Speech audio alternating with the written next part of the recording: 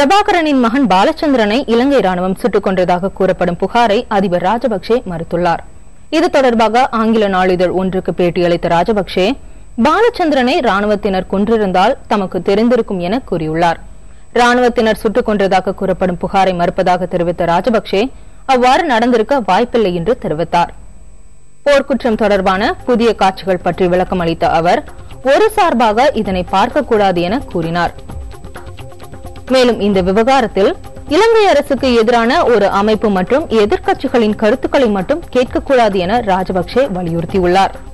அவர்கள் வெளிநாடுகளின் ஆதரவுடன் அரபு நாடுகளில் ஏற்பட்டது போன்ற புரட்சியை உருவாக்க முயற்சி செய்ததாகவும் ராஜபக்சே குற்றம் சாட்டியுள்ளார்.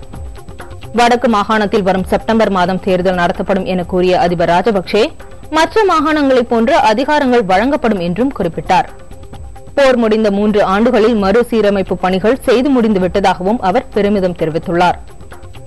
ஐநா மனித உரிமை ஆணையத்தில் அமெரிக்கா கொண்டுவரும் தீர்மானம் குறித்து பேசிய ராஜபக்சே, தங்களின் பாவங்களை மறைக்க ஒவ்வொருவரும் இலங்கையை பயன்படுத்திக் கொள்வதாக குற்றம் சாட்டினார். மேலும் காஷ்மீர் விவகாரத்தில் இந்தியாவை மனித உரிமை ஆணையம் கண்டித்ததையும் அவர் சுட்டிக்காட்டினார்.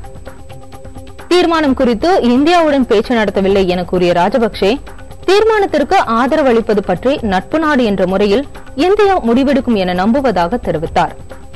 இந்தியாவிற்கும் இலங்கைக்கும் இடையே மோதல் போக்கை உருவாக்க சிலர் முயற்சிப்பது அரசியல் உள்நோக்கம் கொண்டது என்றும் ராஜபக்சே தெரிவித்தார்.